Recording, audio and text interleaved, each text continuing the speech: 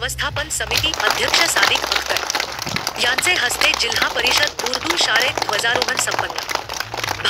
भातकुली येथील जिल्हा परिषद उर्दू शाळेत ध्वजारोहण शाळा व्यवस्थापन समितीचे अध्यक्ष मोहम्मद सादिक अख्तर यांच्या शुभहस्ते करण्यात आले।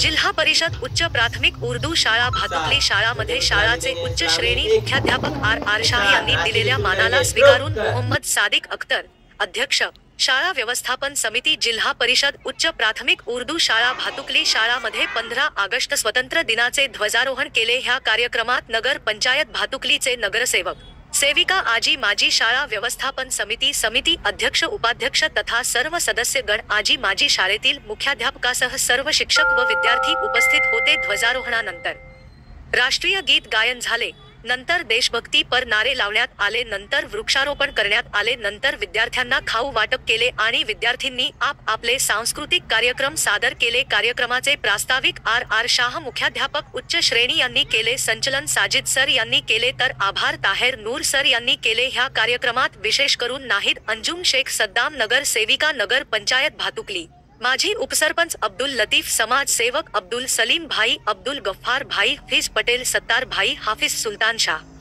झीरुद्दीन गफूर भाई तथा सर्व नगर सेवक सेविका, पालक वर्ग व विद्यार्थी वर्ग उपस्थित होते।